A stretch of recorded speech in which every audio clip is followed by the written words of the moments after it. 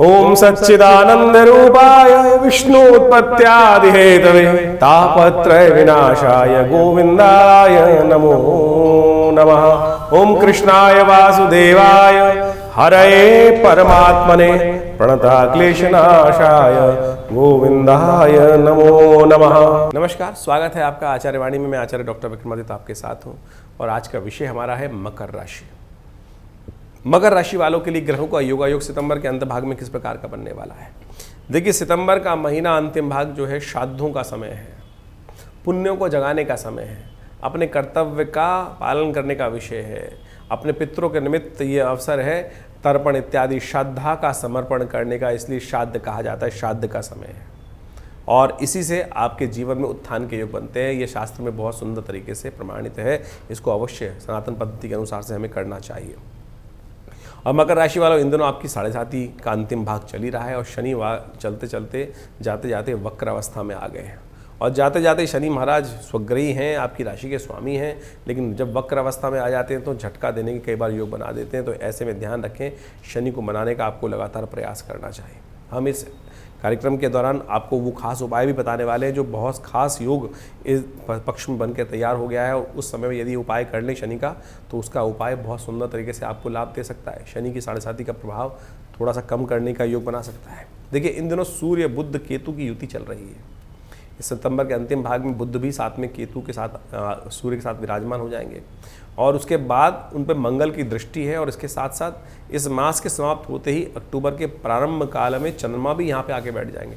चतुर्ग्रही युति, उस पर मंगल की दृष्टि, ये कहीं ना कहीं विश्व में अनहोनी का योग बनाती है, अशुभ योग बनाती है, आपदा का योग देती है और दो ग्रहणों के बीच में ये काल पड़ रहा है। चंद्र ग्रहण पड़ चुका है, सूर्य ग्रहण पड़ने वाला है 2 अक्टूबर के दिन और जहाँ जहाँ ये ग्रहण पड़ते हैं वहाँ कहीं ना कहीं कष्ट होने के योग बनते हैं। इस बारे में पूरी तरह से आपको समझाने का प्रयास करेंगे।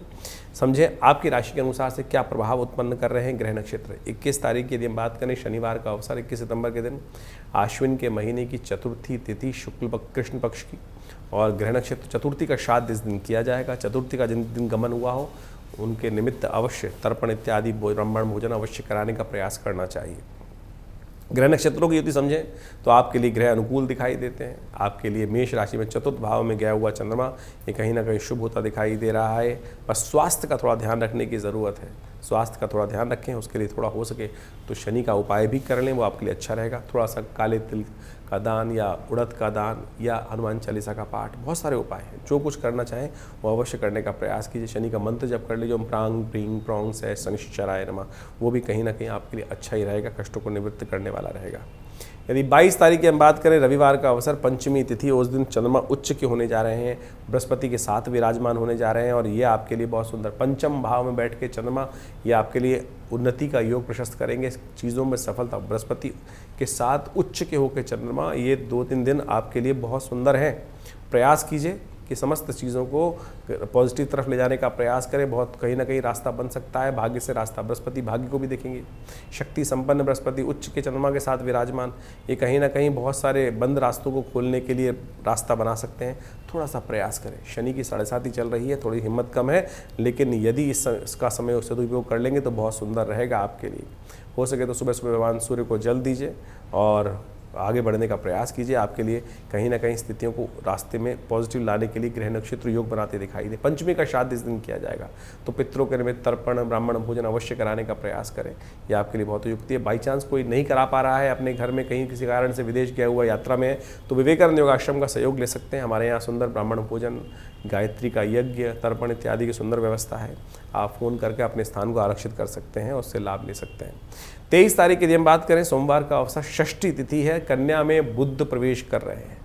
कन्या राशि भाग्य में बैठकर सूर्य बुध के केतु के साथ यहाँ उच्च के होकर बुध विराजमान होने जा रहे हैं, लेकिन अस्त है। थोड़ी शक्ति यदि दे देंगे तो बुध बहुत काम के आ जाएंगे आपकी राशि के अनुसार से। चीज़ों को अच्छे से मैनेज करने के लिए बहुत सुंदर योग बन सकता है, लेकिन बुध अस्त अवस्था में है तो उसको लगातार उपाय करना पड़ा। हरी चीज़ों का दान, बुद्ध के मंत्र का जप, भगवान गणेश का स्तवन, ये सारे उपाय हैं, ये अवश्य करेंगे तो कहीं ना कहीं स्थितियां आपके अनुकूल होने के योग बनती दिखाई देंगी। 24 तारीख मंगलवार का अवसर, सप्तमी तिथि है, मिथुन राशि में चंद्रमा का प्रवेश हो रहा है। ये मिथुन राशि में गया हुआ चंद्रमा देखिए मेष राशि वालों के लिए थोड़ा भारी रहेगा। एंजाइटी बढ़ा सकता है, अननेसेसरी की थोड़ी मनोमस्तिष्क में परेशानी उत्पन्न करने की योग बना सकता है। 2-3 दिन की बात है, थोड़ा ध्यान रखते हुए कार्य कर लीजिए, अननेसेसरी की वरीज ना पालें। स्वास्थ्य का ध्यान रखें, ओवर एग्जर्शन कहीं ना कहीं स्वास्थ्य पर भारी पड़ सकता है, तो उसके लिए चावल का दान, महामृत्युंजय मंत्र का जप, ये अच्छा रहेगा आपके लिए, अवश्य करने का प्रयास कीजिए। सप्तमी का श्राद्ध इस दिन रहेगा, यानी 24 तारीख को सप्तमी का श्राद्ध, शुद्ध रूप से तिथि है, पूरे सुबह से लेकर शाम तक विराजमान रहेगी। तो मध्याह्न काल में करीब करीब जब मध्याह्न 12 बजे के आसपास का समय जो होता है, मध्याह्न सूर्य बिल्कुल जब सेंटर में हो, उससे करीब करीब थोड़ी देर पहले तर्पण इत्यादि कर ब्राह्मण भोजन कराएं, आशीर्वाद मिलेगा, पितरों के निमित्त शांति प्राप्त करने का योग बनेगा। 25 तारीख बुधवार का अवसर, अष्टमी है उस दिन, अष्टमी का श्राद्ध उस दिन रूप से रहेगा, सुंदर रहेगा। ग्रह नक्षत्रों के दृष्टिकोण से थोड़ा से ग्रह आपके भारी हैं इस दिन, जल्दी परिवर्तन का योग बन रहा है, चिंता ना करें। थोड़ा सा उस समय थोड़ा सा जो रिजर्व होकर चलने का प्रयास करें, अननेसेसरी की हरी वरी और करी तीनों का अवॉइड करने का प्रयास करें, खान पान में संयम बरतें, बहुत ज़्यादा चिंता ना करें। और समय है, देखिए हवाएं आती हैं निकल जाती हैं, तो कोई चिंता नहीं, इस समय को समझते हुए कार्य करना बहुत ज़रूरी होता है। अब मौसम विभाग ये बता रहा है कि हीट स्ट्रोक चल रहा है, उसमें आप कहें नहीं मुझे बाहर जाना ही जाना है, तो कहा जाता है प्रिकॉशन लेके चलो। तो इसी प्रकार से ग्रह नक्षत्र उसको और सूक्ष्म दृष्टिकोण से देखते हुए कार्य कर रहे हैं कि आपका ग्रह थोड़ा सा भारी है इन दिनों, अननेसेसरी का। देखिए मौसम परिवर्तन की तरफ जा रहा है, स्वास्थ्य का भी ध्यान रखने की ज़रूरत है, ध्यान रख के करोगे, इम्यूनिटी बढ़ा के काम करोगे तो अच्छा रहेगा। 26 तारीख बृहस्पतिवार का अवसर, 9वीं तिथि विद्यमान है और ग्रह नक्षत्र परिवर्तन का योग बनाएंगे, लेकिन सुबह थोड़ी हल्की है, शाम को पॉजिटिव रिजल्ट्स आने के योग बन सकते हैं। शाम होते होते आपके अंदर एनर्जी, जैसे सूर्यास्त होगा आपके अंदर एनर्जी का लेवल बढ़ता चला जाएगा, ऐसा ही ग्रह योग दिखा रहे हैं। 9वीं है, 9वीं के निमित्त श्राद्ध किया जाएगा, और सौभाग्यवती स्त्रियों के निमित्त भी श्राद्ध इस दिन करने का शास्त्र में नियम बताया गया है। कोई परिवार में सौभाग्यवती स्त्री का पलायन हुआ हो और उनका शरीर गया हो, तो उस दिन यदि किसी दिन भी उनकी तिथि याद नहीं है, तो इस दिन अवश्य उन स्त्रियों के निमित्त कोई है नहीं आगे पीछे, तो आप अवश्य आप भी करा सकते हैं, शास्त्र में नियम है। तो आप किसी के निमित्त भी श्राद्ध कर सकते हैं, ये नहीं कि परिवार के निमित्त, बाहर के व्यक्ति भी, गुरुजन के प्रति भी, कोई मित्र भी है उसके प्रति भी, उनके परिवार में कोई नहीं है तो तब भी आप उनके निमित्त भी श्राद्ध कर सकते हैं। लगता है कोई भी व्यक्ति अपेक्षा करता है, वो दिवंगत आत्मा कहीं ना कहीं जाती है, अपने किसी इष्ट के पास ही जाएगी, किसी प्रिय व्यक्ति के पास ही जाएगी, तो अवश्य उनके निमित्त भी आप कर सकते हैं। शास्त्र में प्रमाणित है, ऐसा कहीं नहीं है कि परिवारजनों का ही करें आप। हमारे यहाँ तो भीष्म का श्राद्ध हर एक को करने की आज्ञा है, देवताओं के निमित्त, ऋषियों के निमित्त, समस्त ऋषियों के निमित्त सप्त ऋषियों का श्राद्ध तर्पण किया जाता है। तो अवश्य आप भी इस बात का ध्यान रखें, किसी के निमित्त भी, तो अवश्य जिनका अभी जल दे रहे हैं नित्य प्रति जल दिया कीजिए। हर रोज़ अपने जो दिवंगत आत्मा है जिनका भी याद आ जाए, मंत्र पढ़ते हुए अवश्य उनके निमित्त श्राद्ध कर दीजिए, तर्पण कर दीजिए, कोई नुकसान नहीं है, कहीं ना कहीं आशीर्वाद ही मिलेगा। 27 तारीख शुक्रवार का अवसर, 10वीं तिथि विद्यमान है, 10वीं तिथि के निमित्त श्राद्ध किया जाएगा। ग्रह आपके अनुकूल हो चुके हैं, नई हिम्मत, नई शक्ति आपके अंदर प्रवेश कर रही होगी बिल्कुल, और बहुत पॉजिटिव तरीके से अब चीज़ों को देखने का रास्ता बनता दिखाई देगा आपके लिए। आगे बढ़िए, बहुत सुंदर तरीके से लाभ के रास्ते आपके लिए प्रशस्त हैं। गौ पूजन करें, श्राद्ध चल रहे हैं, वैसे भी शुक्रवार का अवसर है, तो ऐसे में समस्त देवताओं का वास कहा जाता है गऊ के अंदर होता है, तो गाय के निमित्त कुछ अवश्य दान पुण्य कीजिएगा, हरी चीज़ों का दान कीजिएगा, देखिए पुण्य के योग बनते दिखाई देंगे। 28 तारीख शनिवार का अवसर है, एकादशी तिथि है, और ये एकादशी तिथि शनिवार के दिन पड़ रही है, दूसरी बार पड़ रही है इसी 15 दिनों के दौरान में। देखिए शनि इन दिनों आपकी राशि के अनुसार से वक्र अवस्था में द्वितीय भाव में चल रहे हैं, 7.5 आप पे चल रही है। देव योग से बड़ा सुंदर योग बना है कि शनि के दिन अवश्य कुछ न कुछ उपाय करें, भगवान विष्णु का सुंदर पाठ कर लीजिए, इससे आपके कहीं ना कहीं भगवान विष्णु का सुंदर अभिषेक कर लीजिए, तिल युक्त दूध से या तिल युक्त जल से, पंचामृत से, देखिए उसमें कहीं ना कहीं भगवान विष्णु की कृपा से रास्ता बनेगा। एकादशी के दिन श्राद्ध इस दिन रहेगा, एकादशी के निमित्त श्राद्ध करते वक्त कई लोगों के मन में भ्रांति होती है, कई व्यक्ति मिलते नहीं हैं उस दिन, ब्राह्मण भोजन कौन करे, एकादशी के उपवास में है, तो कच्चा अन्न दे सकते हैं आप, फलहार इत्यादि दान कर सकते हैं, वो भी शास्त्र में तर्पण के निमित्त ही कहा जाता है। तो मकर राशि वालों 29 तारीख के दिन ग्रहों का योगा योग जो बन रहा है वो भी समझ लीजिए। 29 तारीख रविवार का अवसर है, द्वादशी तिथि है, सन्यासियों के निमित्त श्राद्ध करने का भी शास्त्र में प्रमाण मिलता है। इस दिन जो व्यक्ति जीवन में हमारे घर परिवार के सन्यास ले चुके हैं उनके निमित्त भी श्राद्ध इस दिन किया जाना चाहिए। तो ये देखिए, और साथ साथ द्वादशी का श्राद्ध इस दिन रहेगा। ग्रह नक्षत्र परिवर्तन की तरफ जा रहे हैं और परिवर्तन करके थोड़ा सा बंधन मनोमस्तिष्क में उत्पन्न होता दिखाई देगा। थोड़ा सा ऐसा दिखेगा खुल के काम करने में दिक्कत है। चंद्रमा थोड़े से जिस मनोमस्तिष्क की तरफ जा रहे हैं, वृत्ति उत्पन्न कर रहे हैं, वो थोड़ा सा कहीं ना कहीं वीतरागिता, थोड़ा सा बंधन, थोड़ा सा कहीं ना कहीं प्रेशर मनोमस्तिष्क में है। उसको ठीक करने के लिए थोड़ा उपाय करने का ज़रूरत है। उपाय करें, भगवान सूर्य का ध्यान सुबह सुबह करते हुए गायत्री का जप, यज्ञ इत्यादि कर लें, भगवान सूर्य को जल दें, इससे कहीं ना कहीं रास्ता बनेगा। 30 तारीख का दिन सोमवार का दिन है, त्रयोदशी तिथि है और सोम प्रदोष का योग बन रहा है। सोम प्रदोष का योग बड़ा सुंदर है। त्रयोदशी और सोमवार कहा जाता है समस्त दोषों को हरने का दिन। त्रयोदशी भी भगवान शंकर की उपासना के लिए बनाई गई है और साथ साथ सोमवार का दिवस ही, इन दोनों की युति जब हो जाए तो सोम प्रदोष का योग बन जाता है। साथ साथ श्राद्ध भी चल रहे हैं, त्रयोदशी का श्राद्ध भी इस दिन किया जाएगा। इसके साथ साथ ग्रह नक्षत्रों का प्रभाव जो है वो आपके लिए थोड़ा सा कहीं ना कहीं हल्का बन रहा है। उसको ठीक करने के लिए थोड़ा सा ध्यान रखते हुए कार्य करें। देखिए सोम प्रदोष का योग है, ऐसे में शनि को आपको मनाना ज़रूरी है, क्योंकि शनि अंतिम भाव में चल रहे हैं, 7.5 का अंतिम दौर चल रहा है आपके लिए। तो हो सके तो शाम को भगवान शंकर का सुंदर अभिषेक करें, तिल युक्त जल लेकर या तिल युक्त दूध लेकर ओम नमः शिवाय का पाठ करते हुए शाम के समय प्रदोष काल में जब सूर्य अस्त हो जाए। ये विशेष उपाय है, इसको अवश्य करने का प्रयास कीजिए। देखिए शनि 15 नवंबर तक थोड़ी वक्री अवस्था में है और 7.5 के अंतिम भाग में आप चल रहे हैं। वैसे तो कहा जाता है कि शनि बदलते हुए 7.5 उतरते हुए बहुत कुछ देखी जाती है, तो लेकिन जाते हुए शनि महाराज जो है वो वक्री स्थिति में जो आए हैं वो कहीं ना कहीं कष्ट देने के योग बनाते दिखाई दे रहे हैं। तो उसका आपको ठीक से उपाय कर लेना चाहिए और ये दिन बहुत खास है। तो शाम के समय थोड़ा तिल युक्त दूध लेकर, तिल युक्त जल लेकर तो आप भगवान शंकर का सुंदर अभिषेक करें। इससे श्रेष्ठ उपाय हो नहीं सकता। कहा जाता है शास्त्र में कि सोम प्रदोष के दिन भगवान शंकर पार्वती जी के साथ शाम के समय संसार का भ्रमण करते हैं और जो उनकी आराधना करते मिलते हैं उनको आशीर्वाद देकर उनके समस्त कष्ट दूर करने के योग बनाते हैं। श्राद्ध चल रहे हैं, श्राद्ध अवश्य करिए। बहुत सारे लोग अनेक भ्रांतियां उत्पन्न कर देते हैं, उन भ्रांतियों को दूर करने के लिए हम ये बात समझाने का आपको प्रयास कर रहे हैं। तो जैसा भी आपने सुना, पूरा सिलसिलेवार तरीके से आपकी राशियों में किस प्रकार का योगायोग बनता दिखाई दे रहा है। इसके साथ साथ हमने आपको विशेष तौर पर बताया श्राद्ध के बारे में। श्राद्ध भारतीय संस्कृति का एक ऐसा विषय है जिसको कहा जाता है श्रद्धा का समर्पण। श्राद्ध का नाम ही श्रद्धा के समर्पण से बना है और भारतीय सनातन संस्कृति का एक ऐसा अद्भुत विभाग है कि जिसको हम समझ लेते हैं कि मृत्यु एक जीवन का अंत है। देखिए मृत्यु एक जीवन का चक्र है, जन्म मृत्यु। इस संसार में न तो जन्म का चक्र कभी समाप्त होता है, ना मृत्यु का चक्र कभी समाप्त होता है। पुनरअपि जन्मम पुनरअपि मरणम शास्त्र में कहा गया है और आदि शंकराचार्य जी ने इसको प्रतिपादित भी किया है कि हम बार बार जन्म लेते हैं और बार बार मृत्यु को प्राप्त होते हैं। तो इसलिए ये जो हम सोच के आते हैं कि एक बीज को डाला उसके बाद समाप्त हो गया बीज, उसके बाद जीवन की लीला समाप्त, उसके बाद कुछ नहीं। मृत्यु के बाद भी आगे बहुत कुछ है। पुनरअपि जन्मम, ये बात सैद्धांतिक तौर पर सत्य के रूप में शास्त्र में प्रतिपादित की गई है। श्राद्ध उसका वास्तविक तौर पर प्रमाण है। ज्योतिष उसका वास्तविक तौर पर प्रमाण है कि हम पुनर्जन्म में विश्वास करने वाले लोग वास्तविक तौर पर भारतीय संस्कृति का एक वैज्ञानिक स्वरूप है ज्योतिष।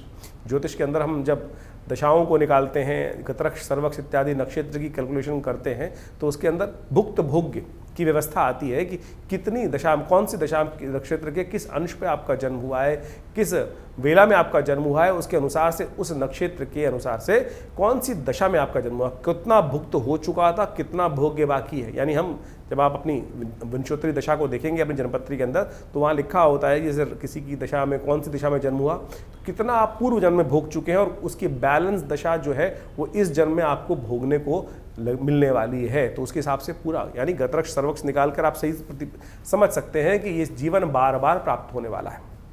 तो उसी प्रकार से और पुनर्जन्म जो है वो इतनी जल्दी होता नहीं है, हमारे यहाँ शास्त्र में कहा गया है। बहुत सारे लोग भ्रांति के रूप में इस कथाओं को सुना देते हैं कि व्यक्ति की मृत्यु हुई, जीवन समाप्त हुआ और कुछ ही दिनों में उसका पुनर्जन्म प्राप्त हो गया। लेकिन शास्त्र प्रतिपादित करता है कि हर व्यक्ति को अपने, देखो 1 वर्ष तक तो आपको प्रेत योनि में ही रहना है जीवन समाप्त होने के बाद। जब तक आपकी उन्मासिक श्राद्ध पूरे नहीं हो जाएंगे, यानी 1 वर्ष तक, 1 वर्ष के बाद ही व्यक्ति प्रेत योनि से निकलकर पितृ योनि में जाता है। तो उस 1 वर्ष के अंदर तो प्रेत योनि होनी है, तो इतनी जल्दी पुनर्जन्म होना ही नहीं है। तो इस बात को हम समझें कि श्राद्ध किनको करना है किनको नहीं करना, ये तो भेद हो ही नहीं सकता। क्या स्त्री, क्या पुरुष, क्या छोटा, क्या बड़ा, हर कोई अपने दिवंगत आत्माओं की आत्म शांति के लिए श्राद्ध कर सकता है। जब हम श्राद्ध करते हैं तो वे देवताओं का श्राद्ध करते हैं, ऋषियों का श्राद्ध करते हैं, सप्त ऋषियों का श्राद्ध के साथ साथ हम ब्रह्मा विष्णु महेश इत्यादि समस्त ऋषिगण का भी श्राद्ध करते हैं, अवतर्पण इत्यादि करते हैं ना साथ में। तो इस बात को समझे, कोई भी किसी के निमित्त श्राद्ध कर सकता है। तो श्राद्ध इत्यादि श्रद्धा का समर्पण तो कहीं भी किया जा सकता है ना। तो आज बहुत सारे लोग कहते हैं कि भाई बड़े भाई कर लेंगे, छोटे भाई नहीं करेंगे। भाई कर लेंगे, स्त्रियां बहनें नहीं कर सकती। अरे कोई भी कर सकता है। राम की जब भगवान रामायण के अंदर इस कथा को बड़ी सुंदर तरीके से कहा गया है कि भगवान राम जब गया पहुंचे और उन्होंने उस श्राद्ध कर्म करने के लिए लक्ष्मण जी को हाट भेजा, दुकान में भेजा कि सामान लेके आओ, कि व्यवस्था करो, श्राद्ध करना है। और जब वो नहीं पहुंच पाए समय से, तो भगवान राम स्वयं लक्ष्मण जी को देखने गए। तब तक श्राद्ध का मुहूर्त ना निकल जाए, भगवती ने स्वयं वो श्राद्ध कर्म पितरों के निमित्त किया। तो जब सीता जी कर सकती हैं श्राद्ध स्त्री होते हुए, तो आप ये किस बात भ्रांति में बसे हुए हैं कि नहीं केवल पुरुष ही श्राद्ध कर सकते हैं। शास्त्र, भारतीय संस्कृति स्त्री पुरुष में कोई भेद नहीं मानता है। ये बात हमको अच्छे से समझ लेनी चाहिए। कुछ लोगों ने इनको अनेक प्रकार से उपस्थित करने का प्रयास किया। वो मति भ्रम हो सकता है, व्यक्तियों के ज्ञान के ऊपर समस्या हो सकता है। लेकिन जो मैं कथा में आपके समक्ष उपस्थित कर रहा था कि भगवान राम की अनुपस्थिति में भगवती सीता ने स्वयं पितृ इत्यादि यानी दशरथ इत्यादि जी का श्राद्ध करने के लिए गया में सुंदर व्यवस्था बनाई। तो आप भी कोई चिंता ना करें इस बात को। विशेष तौर पर हमें अपने पितरों के निमित्त श्राद्ध करना चाहिए। कई लोग ऐसा कह देते हैं गया का नाम आया है तो हम गया में जाके पिंड छुड़ाया है, उसके बाद आगे करने की आवश्यकता नहीं है। अरे वहाँ के महात्म्य वर्णित है कि इतने सुंदर स्थल है कि यहाँ पर पितृ को मोक्ष प्राप्त करने का सुंदर रास्ता बन जाता है, उसकी आवश्यकता नहीं होती। लेकिन ये तो आपका श्रद्धा का समर्पण है। जब तक आप हैं तब तक अवश्य अपने पितरों के निमित्त 3 पीढ़ी तक पिता, पितामह, परपितामह यानी 3 पीढ़ी तक अवश्य हमको अपने समस्त लोगों का श्राद्ध करने की कार्य करने का अवश्य प्रयास करना चाहिए। मध्याह्न काल शास्त्र के लिए सबसे श्रेष्ठ है। यानी जिस तिथि को मध्याह्न काल में हो, उस तिथि जो मध्याह्न काल में जो व्यापनी हो उस तिथि, उसी में उस दिवंगत आत्मा जो गए हैं उनका श्राद्ध किया जाना चाहिए। यदि आपको ज्ञात है कि किस समय उनका गंतव्य हुआ, उस समय प्रत्यक्ष रूप से कौन सी तिथि विद्यमान थी, उस तिथि में चाहे कृष्ण पक्ष है चाहे शुक्ल पक्ष है, तो इन श्राद्ध अश्विन के श्राद्ध के समय में पितृपक्ष के दौरान उनका अवश्य तर्पण। और श्राद्ध में क्या क्या करना चाहिए? वैसे तो विधान बहुत लंबा चौड़ा है, जितना आप कर सकते हैं। गायत्री जप अवश्य करें, तर्पण अवश्य करें, पिंडदान अवश्य करने का प्रयास करें। तर्पण इत्यादि के साथ साथ गायत्री का जप कर सकते हैं, गायत्री का यज्ञ कर सकते हैं, ब्राह्मण को भोजन करा सकते हैं, गऊ के घास निकाल सकते हैं। चींटी, भिक्षुक, कौआ, काग इत्यादि के लिए अवश्य कुछ भोज्य पदार्थ, श्वान के लिए भोज्य पदार्थ अवश्य निकालने का, ये बलि अवश्य करने का प्रयास करना चाहिए। ये शास्त्र में विधान वर्णित है। तो अवश्य हमें सबको जितना हो सके, कोई ब्राह्मण नहीं मिल रहा है, ब्राह्मण मिल जाए तो बहुत अच्छी बात है। नहीं तो गऊ के निमित्त एक प्लेट में खाना लगाया, भोजन किया, उनका तर्पण करते हुए साथ साथ उनको समर्पित करने का प्रयास करें। और कोशिश ये करें अवश्य श्राद्ध के साथ। नहीं व्यवस्था हो पा रही तो कोई चिंता नहीं, आप 2 केले भी दान कर देंगे तो भी आपके पितृ आपको आशीर्वाद। बहुत सारे लोग पितृ दोष से समस्या उत्पन्न कर लेते हैं कि पितृ दोष हो गया कुंडली में। अरे पितृ दोष नहीं होता, पितृ ऋण हो सकता है। आप अपना कर्म नहीं करोगे तो पितृ ऋण के रूप में आपके जीवन में वो भार चढ़ता चला जाएगा। ब्याज दर ब्याज के रूप में आपके जीवन में वो ब्याज दर ब्याज, वो ऋण चक्रवर्ती ब्याज की तरह परेशान कर सकता है। लेकिन पितृ आपसे रुष्ट हो, ये बड़ी विचित्र बात लगती है कि पितृ रुष्ट हो गए। बहुत सारे लोग बोलते हैं पितृ रुष्ट। अरे माता पिता किसी से कभी रुष्ट हो सकते हैं क्या? ये सोचें कैसी विडंबना हमने डाल दी कि पितृ। लोग कह देते हैं ज्योतिषी जन्मपत्री दिखाने के पास गए और उसने भ्रांति मन में उत्पन्न कर दी कि आपके तो पितृ रुष्ट हैं। अरे पिता, माता पिता किसी से रुष्ट नहीं होते। आप उनका उपहास भी कर दो तब भी वो तो, लेकिन दोष है, वो इस प्रकार का दोष है कि वो आपको प्रकृति माफ नहीं करती। आपको पितृ आपके रुष्ट होना, लेकिन प्रकृति आपको उस जो आपने गलत कर्तव्य किया है वो ऋण, वो भार आपके ऊपर अवश्य चढ़ जाएगा। वो आपको ध्यान रखना चाहिए। तो ये बात प्रकृति के दत्त है। तो आप एक बात ऐसे समझे कि कोई पिता, किसी व्यक्ति ने, बालक ने पिता का उपहास भी कर दिया, शायद पिता उनको माफ कर देंगे, लेकिन वो प्रकृति जो है, वो कर्म का सिद्धांत जो है, वो आपके ऊपर भार के रूप में विद्यमान हो जाएगा। उससे हमें समझना चाहिए। एक छोटा बच्चा यदि पिता के ऊपर खेल रहा हो, पिताजी के ऊपर कुछ विष्ठाबित कर देगा, तो क्या पिता रुष्ट हो जाते हैं? माता पिता तो रुष्ट बिल्कुल होते ही नहीं कभी। जब प्रत्यक्ष नहीं हुए तो अप्रत्यक्ष रूप में जाकर हाँ दुखी जरूर होते हैं। घर में उत्सव चल रहा है, आपने गाना बाना सब कुछ किया, सब कुछ करा, लेकिन अपने पितरों के निमित्त कुछ एक थाली निकाली ही नहीं, उनको याद ही नहीं किया। अरे जिनके बिना हम जी नहीं पाते थे, जिनके बिना हम चल नहीं पाते थे, उनको इतनी विस्मृति हमने भुला दी कि हम उनको भूल जाते हैं। तो हमारे यहाँ भारतीय संस्कृति परंपरा है कि सबसे पहली थाली उनको, उनके पितृ के निमित्त निकाल कर, मिंस कर और किसी गरीब व्यक्ति को दे दिया। इतना ही तो करना है खाली, और कुछ नहीं तो जल दे दीजिए भाई। हर नित्यपति तर्पण यही नहीं श्राद्ध के अवश्य करें, पितृ निमित्तिक श्राद्ध बोला गया है। निमित्तिक श्राद्ध, शास्त्र में 12 प्रकार के श्राद्धों का वर्णन आता है। और जो पावर्ण्य श्राद्ध इस वक्त हम पर्व में कर रहे हैं, पक्ष में कर रहे हैं, पावर्ण्य श्राद्ध के अंतर्गत आता है। और पावर्ण्य श्राद्ध के साथ साथ और ये समझे कि हम सब नैमित्तिक श्राद्ध भी तो करते हैं। नित्य प्रति श्राद्ध करना चाहिए, नित्य प्रति तर्पण करना चाहिए, नित्य प्रति जल देना चाहिए। जैसे सूर्य को जल देते हैं उसी प्रकार से अपने पितरों का ध्यान करते हुए ये देव तीर्थ है, आगे वाली उंगलियां ये पितृ तीर्थ है। अंगूठे और पहली उंगली के बीच का जो तीर्थ है, यहाँ 1 लोटा जल लेकर तर्पयन्ताम तस्यै सुधा तस्यै सुधा तस्यै सुधा। यदि स्त्री है तो तस्मै सुधा और पुरुष है तो तस्मै सुधा तस्मै सुधा तस्मै सुधा। ये 2 देवियों का प्रादुर्भाव किया गया है ब्रह्मा जी के द्वारा। स्वाहा नाम की देवी यज्ञ की आहुति देवता तक पहुंचाती हैं और स्वधा नाम की देवी आपके द्वारा अर्पित किया गया जो जल इत्यादि है, भोज्य पदार्थ इत्यादि हैं, वो आपके पितरों के तक पहुंचाती हैं। तो इसको अवश्य करने का प्रयास करना चाहिए। हमने विवेकानंद योगाश्रम में एक विशेष व्यवस्था करी है कि इन पितृपक्ष के दौरान में यदि आप घर में किसी कारण से नहीं कर पा रहे हैं या कर पा रहे हैं, पूर्ण विधि नहीं हो पा रही है, गायत्री यज्ञ नहीं हो पा रहा है, तो हम आश्रम से संपर्क साध सकते हैं। आश्रम में पूर्ण व्यवस्था है, पूरा दिन यज्ञ की सुंदर व्यवस्था रहती है। नित्य प्रति 8 घंटे यज्ञ किया जाता है। तो अपने पितरों के निमित्त गायत्री का यज्ञ, तर्पण, ब्राह्मण भोजन इत्यादि समस्त प्रकार से करने की व्यवस्था रहेगी। आप अपने यदि किसी कारण से नहीं हो पा रहा है तो विवेकानंद योगाश्रम से फोन संपर्क साधकर आप अपने समस्त पितरों के निमित्त तर्पण इत्यादि, ब्राह्मण भोजन इत्यादि, गायत्री यज्ञ इत्यादि की सुंदर व्यवस्था, गौ ग्रास की सुंदर व्यवस्था करने के लिए सुंदर आश्रम से संपर्क साध सकते हैं। आश्रम में गौशाला भी है, सब कुछ व्यवस्था पूर्ण विधि के साथ की जाएगी। तो आप सब इन सब श्राद्धों में ऐसा ना करें कि हम सब लोग केवल ये परिपाटी भूल जाते हैं। बहुत सारे लोग तो क्या है, नई गाड़ी नहीं खरीदेंगे, नए वस्त्र नहीं खरीदेंगे, नया कुछ और समस्याओं कर देते, इतना करके बस छोड़ देते हैं। अरे ये सब तो बहुत भौतिक चीज़ें हैं। मुझे बताइए, आपके नए वस्त्र खरीदने से आपके पितृ रुष्ट होंगे या आप प्रसन्न होंगे? आपके पिता माता पिता आपकी तरक्की को देखकर, आपकी नई गाड़ी को देखकर अरे प्रसन्न ही होंगे भाई। ये कहाँ से व्यवस्था चल गई कि केवल गाड़ी नहीं खरीदना, चाँद चल रहे हैं गाड़ी नहीं खरीदेंगे, और फिर नई जनरेशन आती है उनको आप समझा नहीं पाते हैं।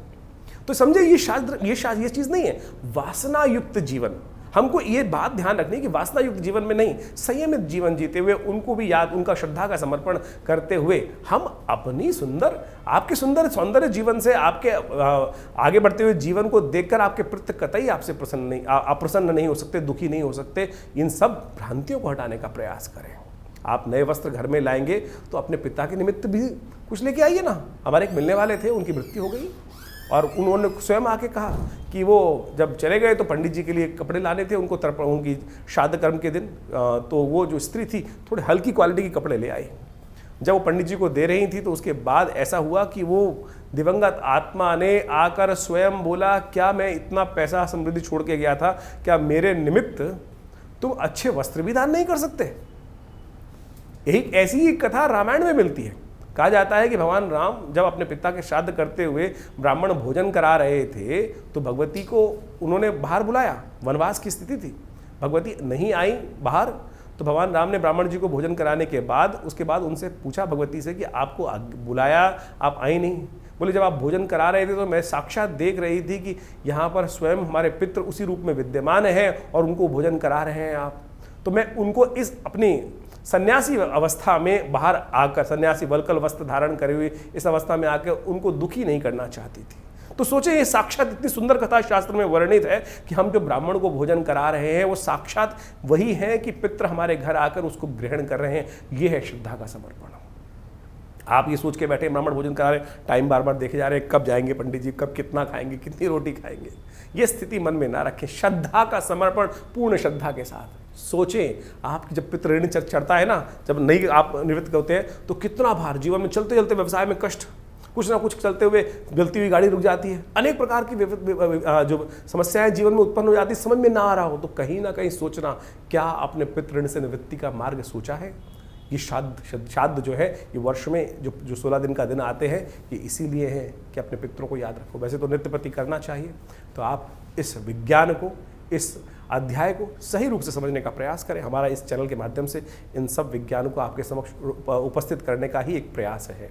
और विवेकानंद योगाश्रम इन समस्त क्रमों में आपके साथ रहता है। भी आने वाले दिनों में बड़े विशेष तौर पर नवरात्र आने वाले हैं और नवरात्रों में भी बहुत विशाल यज्ञ माँ भगवती के सानिध्य में वहाँ रहेगा, उसमें भी आप जुड़िएगा। धन्यवाद, नमस्कार।